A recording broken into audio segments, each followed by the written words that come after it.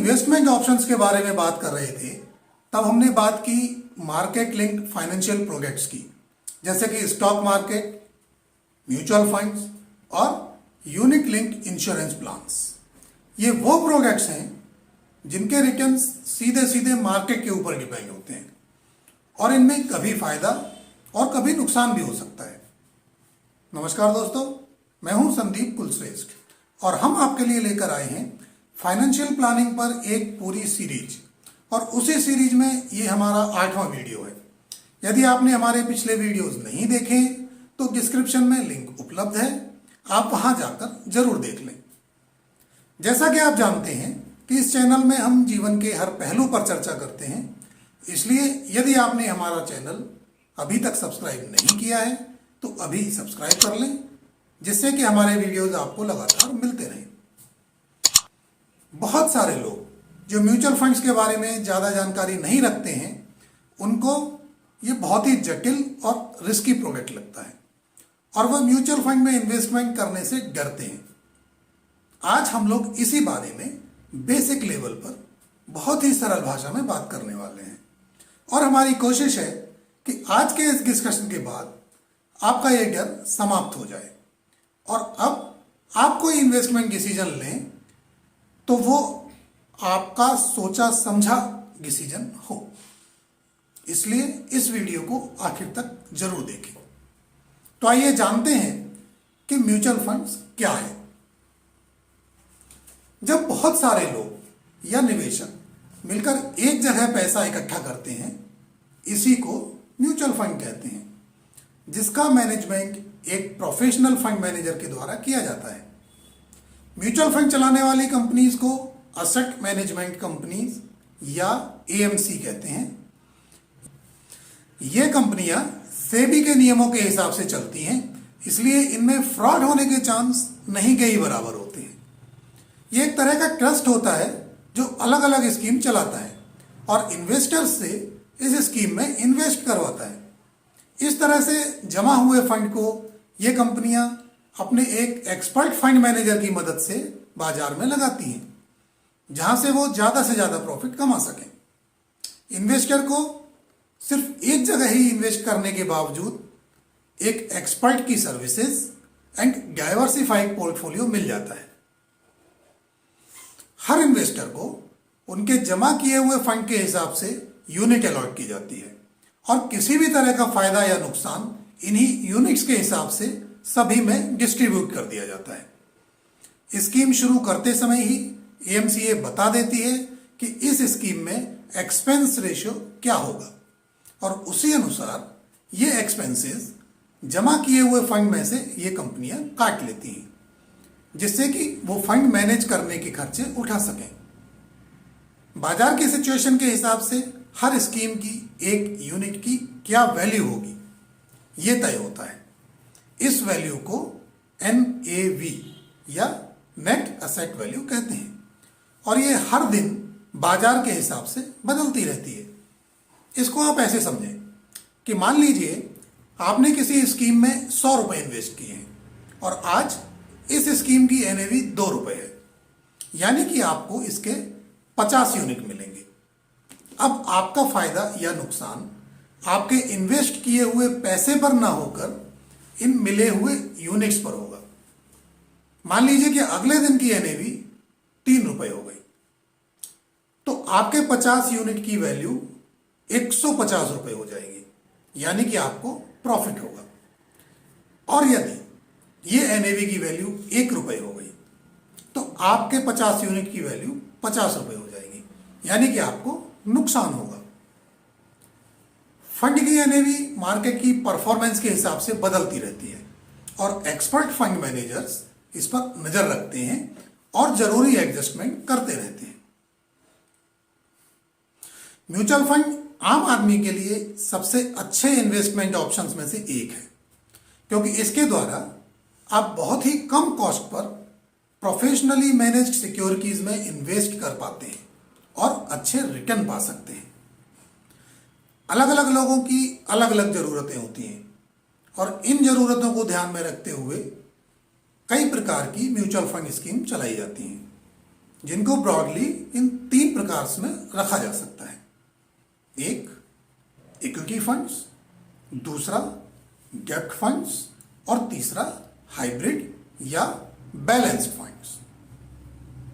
तो equity funds वो schemes हैं जो कंपनियों के शेयर्स में इन्वेस्ट करती हैं, और फंड या स्कीम का फायदा या नुकसान कंपनियों के शेयर वैल्यू पर डिपेंड होता है, और इसीलिए फंड मैनेजर एक ही स्कीम में बहुत सारी कंपनियों में इन्वेस्ट करते हैं, जिससे कि कोई एक स्टॉक अच्छा परफॉर्म ना करे तो दूसरा स्टॉक उसकी भरपाई कर सके। इक्विटी काफ़ी अच्छे रिटर्न्स दे सकती है, लेकिन इसमें रिस्क भी उतना ही ज़्यादा है, और ये बात हम पहले से ही जानते हैं कि यदि रिटर्न्स ज़्यादा चाहिए तो रिस्क भी उतना ज़्यादा लेना पड़ेगा। आप लंबे समय तक इक्विटी में अगर इन्वेस्टेड रहते हैं तो काफ़ी अच्छे रिटर्न्स मिल सकते हैं। इक्विटी से ज़्यादा रिटर्न्स किसी भी एसेट क्लास में नहीं मिलता है। इक्विटी फंड्स को मार्केट कैपिटल के हिसाब से कैटेगराइज किया जाता है। Large cap funds, mid cap funds, small cap funds and multi cap funds. तो आइए अब इनको डिटेल्स में देखते हैं। लार्ज कैप फंड्स वो होते हैं जो फंड्स का एक बड़ा हिस्सा बड़ी पूंजी वाली एस्टेब्लिश्ड कंपनियों में इन्वेस्ट करते हैं। इस तरह के फंड्स लंबे समय में स्टेबल और अच्छे रिटर्न्स देते हैं, और बाजार का जोखिम काफ़ी हद तक कम होता है, क्योंकि जिन कंपनियों में इन्वेस्ट किया जाता है वो जानी मानी कंपनियां होती हैं और उनमें नुकसान होने के चांस काफ़ी कम होते हैं। मिड कैप फंड्स वो होते हैं जो फंड्स का एक बड़ा हिस्सा मिड साइज कंपनियों में इन्वेस्ट करते हैं, जिनकी पूंजी 5,000 से 10,000 करोड़ के बीच में होती है। इस तरह के फंड्स लार्ज कैप फंड्स के मुकाबले ज़्यादा रिटर्न्स देने में सक्षम होते हैं, लेकिन बाजार का जोखिम भी लार्ज कैप के मुकाबले ज़्यादा होता है। स्मॉल कैप फंड्स वो फंड्स होते हैं जो अपने फंड्स का एक बड़ा हिस्सा रिलेटिवली स्मॉल साइज की कंपनियों में इन्वेस्ट करते हैं, जिनकी पूंजी 5,000 करोड़ से कम होती है और जिनमें काफ़ी अच्छा ग्रोथ पोटेंशियल होता है। इस तरह के फंड्स लार्ज और मिड कैप फंड्स के मुकाबले ज़्यादा रिटर्न्स देने में सक्षम हैं, लेकिन बाजार का जोखिम भी सबसे ज़्यादा होता है, क्योंकि इस तरह की कंपनियों के शेयर्स काफ़ी अनस्टेबल होते हैं।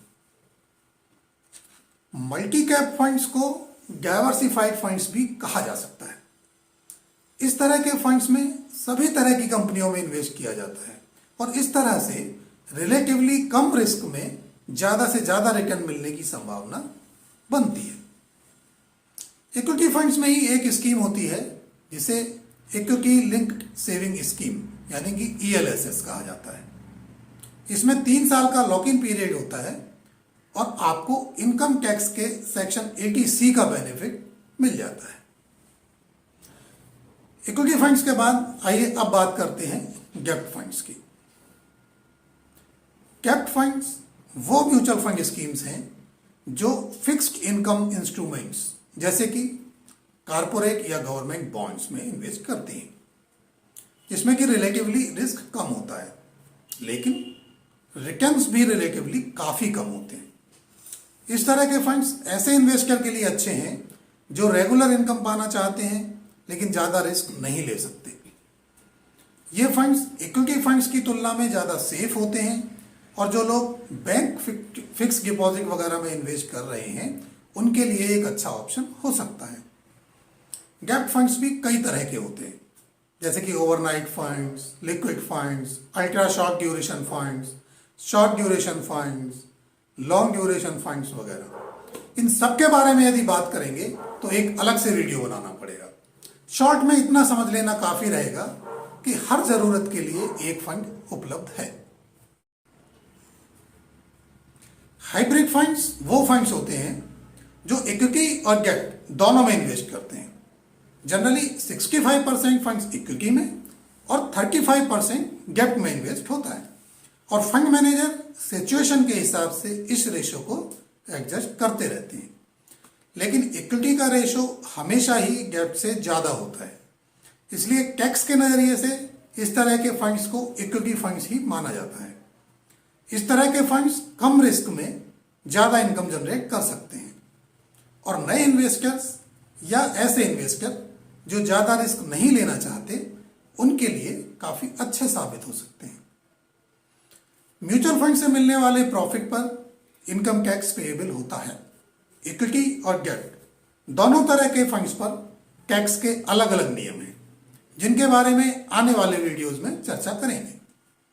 तो दोस्तों, मुझे विश्वास है कि अब आप म्यूचुअल फंड्स के बारे में काफ़ी कुछ जान गए होंगे और अब आप इन्वेस्ट करने से नहीं डरेंगे। यदि आप नए इन्वेस्टर हैं तो शुरू में किसी फाइनेंशियल एडवाइजर की मदद ले लें। इसके बारे में यदि आपके कोई सवाल हैं तो कमेंट करके जरूर पूछ लें। आपकी मदद करके मुझे खुशी मिलेगी क्योंकि थोड़ा डूबा हूं मगर मैं फिर तैर आऊंगा। ऐ जिंदगी तू देख, मैं फिर जीत जाऊंगा। तो मिलते हैं अगले वीडियो में। जय हिंद, जय भारत।